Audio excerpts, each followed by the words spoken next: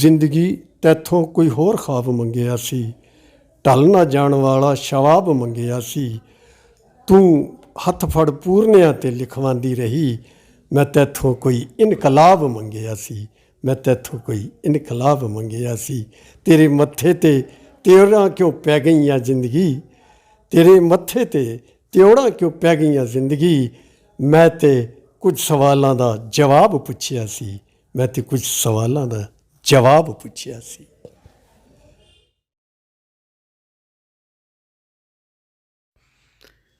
तो चलिए सिरसा ज़िला के खूबसूरत शहर रानिया में चलते हैं और ये रानिया की एक दुकान है और दुकान पर बैठे हिसाब किताब कर रहे हैं जनाब सुभाष सलूजा साहब। 70 वर्ष के हो चुके हैं, व्यापार करते हैं, दिमाग की बात करते हैं, लेकिन दिल से लिखते हैं कविता, कहानियाँ, गीत, गज़ल।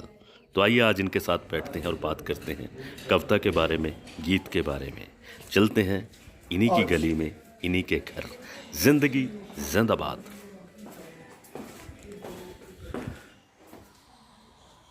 नमस्कार, आदाब, जिंदगी जिंदाबाद। मैं हूं आपका दोस्त और होस्ट संजीव शाद और आप देख रहे हैं to the point. Point to point बात यह है कि कविता, गीत, कहानी, गज़ल लिखने के लिए वक्त चाहिए और वक्त के साथ साथ दिल का इजहार चाहिए और अपने शब्दों के साथ, अपने भाव के साथ कुछ ऐसे शख्स हैं जो शख्स से शख्सियत तक का सफ़र तय करते हैं। बात उनकी किताब की करें, थोड़ी सी चांदनी, चल चानन लभिए, ज़िंदगी थोड़ी दूर, लहरां दे निशान।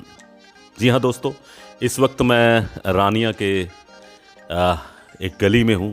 इस गली के अंदर एक खूबसूरत मकान भी है और मकान के अंदर एक शायर हैं जनाब सुभाष सलूजा जी। सलूजा साहब नमस्कार। नमस्कार शाद जी। आपका हार्दिक अभिनंदन आज के हमारे इस चैनल पर। धन्यवाद। आपने हिंदी और पंजाबी में किताबें लिखी हैं, कहानियाँ लिखी हैं, गीत की बात की है, तो आज हम हिंदी और पंजाबी में ही बात करेंगे। आपकी किताब बहुत बढ़िया है, मेरे हाथ में आई है, थोड़ी सी चांदनी। सलूजा साहब, ये थोड़ी सी चांदनी क्या टाइटल हुआ?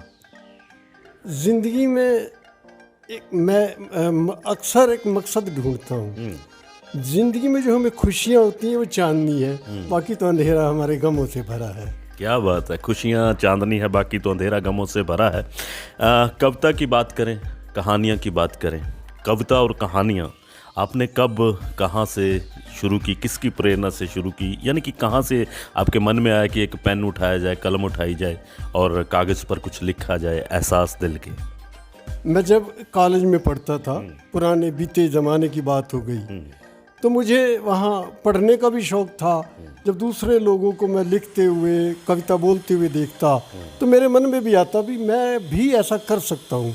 मैं एक संवेदनशील स्वभाव का व्यक्ति था, तो मैंने कॉलेज के ज़माने में ही कविता लिखनी शुरू कर दी थी। लेकिन क्या हुआ, वक्त की परतों में दबता चला गया, लेकिन वो मेरा शौक़ मेरे अंदर दबा रहा।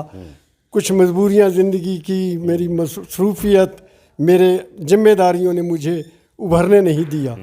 लेकिन इन सब के बाद में एक लंबे अंतराल के बाद खुल के लिखने लगा और मेरे कुछ मित्रों ने मुझे प्रेरित भी किया कि यार तू लिखता है तो लिख के छप भी सही, स्टेज पे भी आ। तो मुझे सबसे पहली बार लाज पुष्प, मैं उनका जिक्र करना चाहूँगा कि सिरसा से उन्होंने मुझे यहाँ आके देखा तो कहते यार करियाने की दुकान पे एक कवि बैठा है। तो वो मुझे एक प्रोग्राम के लिए सिरसा उन्होंने मुझे निमंत्रित किया और मुझे पहली कविता हिंदी की वहाँ मैंने बोलने का अवसर मिला। तो मैंने देखा कि लोगों ने मुझे पसंद किया और उसके बाद फिर मैंने मुड़ के नहीं देखा। मुझे कम से कम 100 से ज़्यादा कवि दरबारों में मैंने हिस्सा लिया है। फिर मैं पंजाबी साहित्य अकादमी से जुड़ गया, तो वहाँ मुझे पंजाबी लिखने के लिए उन्होंने प्रेरित किया कि यार तेरी माँ बोली पंजाबी है तो तू हिंदी में लिख रहा है, यार माँ बोली में लिख, तेरा कुछ संवर भी जाएगा, तेरा कुछ काम आएगा समाज को। तो उस दिन से फिर मैं पंजाबी में लिखने लगा। तो पंजाबी में मेरी अब तक 4 किताबें, गिला तेरे नाल, चल चानन लभिए, लहरां दे निशान और एक अभी मेरी मिन्नी कहानी की कविता, मिन्नी कहानी की एक किताब आई है, शब्दां दी दस्तक। तो इसी पंजाबी में लिखने से मेरी एक पहचान भी बनी और मुझे लहरां दे निशान मेरी जो कहानियों की किताब है उस पे मुझे बेस्ट पुस्तक का अवार्ड पुरस्कार भी मिला। जी जी। और उसके बाद मुझे मेरी पंजाबी में साहित्य रचना के लिए हरभजन सिंह रेणु अवार्ड जो 2015 में मिला है, मुझे ये एक नसीब है मेरा कि मैं माँ बोली में लिखा और मुझे उसका मेरी एक पहचान भी बनी और सम्मान भी मिला। पहचान भी बनी और सम्मान भी मिला। सलूजा साहब की कहानियाँ अक्सर रेडियोज़ पर भी प्रसारित होती रहती हैं। छोटी सी कहानी में बड़ी बात लिखते हैं, दिल का हाल लिखते हैं, दिल का एहसास लिखते हैं और इनकी कहानी जब हम सुनते हैं तो ऐसा लगता है कि उस कहानी के हम सब पात्र हों। आज छोटी कहानी, लघु कहानियों की अगर बात करें, वर्तमान दौर के अंदर आज मोबाइल युग है, मैं अक्सर बात करता हूँ, किताबें छप जाती हैं और बहुत से राइटर्स के पास तो किताबें पढ़ी भी रह जाती हैं। इस तरह किस तरह से देखते हैं आप इस युग के अंदर कविता की बात, किताब की बात को? आज की ज़िंदगी बड़ी मसरूफ़ है, बड़ी व्यस्त है, पढ़ने के लोगों को शौक़ ख़त्म होते जा रहे हैं और भागती दौड़ती ज़िंदगी में लंबी कहानी, नावल और बड़ी लंबी लंबी कविताएं पढ़ने का किसी के पास समय भी नहीं है। शौक़ भी हो तो फिर भी वो नहीं कर पाता। तो ऐसे समय में लघु कथा कहते हैं या मिनी कहानी कहते हैं, शॉर्ट स्टोरी कहते हैं, तो उसका एक अपना महत्वपूर्ण रोल हो गया है क्योंकि थोड़े शब्दों में एक मारक बात कह के अगले को प्रभावित करना बहुत अच्छा लगता है। और हम देखते हैं कि बड़े बड़े मैगज़ीन, पत्रिकाएं भी आजकल लघु कथा को, मिनी कहानी को उतनी ही इम्पोर्टेंस दे रही हैं जितनी वो किसी ज़माने में कविता, कहानी या नावल के कुछ अंशों को छापते थे। लघु कथा में सबसे बड़ी बात है कि सीधा असर करती है और वो विसंगतियों को एक 4 लाइनों में भी अभिव्यक्त कर देती हैं। लेकिन सलूजा साहब, मैं आपके टाइटल देख कर बड़ा हैरान हुआ, थोड़ी सी चांदनी, ज़िंदगी थोड़ी सी। वैसे तो कहते हैं कि थोड़ा है, थोड़े की ज़रूरत है, लेकिन आप जब चांदनी की बात करते हैं, ज़िंदगी की बात करते हैं, तो ये थोड़ा शब्द मुझे लगता है कि काफ़ी थोड़ा है। इसके बारे में आप क्या कहना चाहेंगे? देखो, शब्द थोड़ा छोटा ज़रूर है लेकिन ज़िंदगी का जो विस्तार है ना, उसमें सब कुछ किसी को नहीं मिलता। उसमें जो हमें मिलता है, जो हमारे मन को सुकून होता है, वो बहुत थोड़ा होता है। बहुत फैली हुई ज़िंदगी में थोड़ा सा समेट लेना, एक बूंद में, एक कतरे में समुद्र देख लेना, वो मेरे थोड़े सी की परिभाषा है। क्या बात है, थोड़े सी परिभाषा है। कहते हैं कि छोटा करके देखिए जीवन का आकार, आंखों भर आकाश है, मुट्ठी भर संसार। ये छोटी सी बात है, थोड़ी सी बात है और थोड़े में कवि कितनी सहजता को सजे लेता है, थोड़े में ही कितना गुजारा कर लेता है। ज़िंदगी का मज़ा थोड़े में ही है। ज़िंदगी बड़ी होनी चाहिए, लंबी नहीं होनी चाहिए। ये सलूजा साहब की कलम बताती है, शब्द बताते हैं, अर्थ बताते हैं। कहानियाँ आपकी प्रसारित भी होती हैं रेडियो पर, आपके मैगज़ीन्स में भी आती हैं। क्या कहना चाहेंगे नए राइटर्स को, नए बच्चों को, कि किस तरह से वो अपनी कला को, अपनी कहानियों की लिखने वाली शैली को लोगों तक ले जा सके?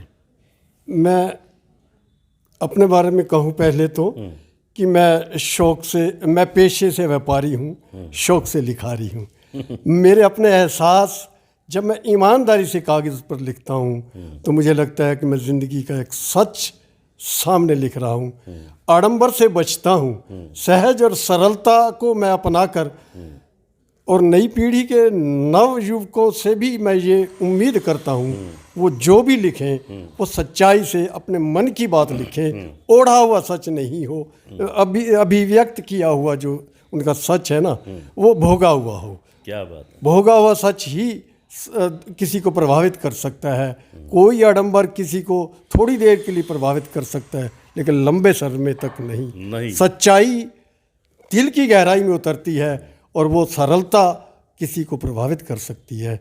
दिखावा मत बनाए, सच्चाई को, अपने शब्दों को रूबरू उतार दें, वो किसी के दिल में उतर जाएगी। क्या बात है, किसी के दिल में उतर जाएगी। और दिल बेचता हूँ कोई मोल ले, कीमत इतनी बस हंस के बोल ले। बस छोटी सी ज़िंदगी है दोस्तों, और छोटी छोटी बातों में ही खुशियाँ तलाशते हैं। और बड़ी यात्रा करने के लिए पहले छोटा कदम ज़रूर उठाना पड़ता है। जितने लोग हमें देख रहे हैं, सुन रहे हैं, आप इसे सब्सक्राइब भी करें, लाइक भी करें, शेयर भी करें, और मुस्कुरा कर कहें ज़िंदगी जिंदाबाद। और सुनते हैं एक खूबसूरत कविता, एक खूबसूरत कहानी सलूजा साहब की। और हमारे इस दौर की एक कहानी, हम बुज़ुर्गों से जब कहा करते थे कि कहानी सुनाओ, और वो छोटी सी कहानी सुना देते थे, तब हमें लगता था कि बहुत छोटी कहानी है। एक था राजा, एक थी रानी, दोनों मर गए, ख़त्म कहानी। पता नहीं वो कहानी क्यों ख़त्म हो गई, कौन सा राजा मर गया और कौन सी रानी मर गई, ये समझ में नहीं आया। लेकिन ज़िंदगी का फ़लसफ़ा समझ में आता है दोस्तों, कि ज़िंदगी बहुत बड़ी नहीं है, थोड़ा है। इसीलिए सलूजा साहब थोड़ी सी ज़िंदगी को ढूंढते हैं, और थोड़ी सी चांदनी को भी ढूंढते हैं, और लहरों के निशान भी देखते हैं। और कहते ने कि चल चानन लभीए, ये ਲੱਭਣ ਦੀ क्रिया प्रतिक्रिया हमेशा चलती रहती है। कवि की कल्पनाशील होंदा है। और आओ एक कविता भी सुनते हैं तो कहानी भी सुनते हैं। तो तुसी सब मुस्कुरा के कहो जिंदगी जिंदाबाद। मैं टू दी पॉइंट का स्वागत करता हूँ, अभिनंदन करता हूँ। मैं उनका आभार व्यक्त करते हुए संजीव शाद जी का बहुत बहुत आभार व्यक्त करता हूँ कि वो आज आकर उन्होंने मुझे एक प्लेटफार्म पर अपनी बात करने का मौका दिया। मैं हिंदी पंजाबी की कविता के साथ साथ सराइकी भी लिखता हूँ, और मेरी पहचान सराइकी में ज़्यादा बन गई क्योंकि वह कविताएं मेरी माँ बोली थी। और मैं आज आपको एक छोटी सी सराइकी की गज़ल आपके सामने रखता हूँ, जिसने मुझे बहुत प्यार दिया है। डूरे किरदार निभेंदन लोक, कूड़ को सच अखेंदन लोक, भुखिया को ते टुक नहीं देंदे, रजिया को सड खवेंदे न लोग, कद जिन्हां दे उच्चे होंदे न, सोच दे जिक्के होंदे न लोग,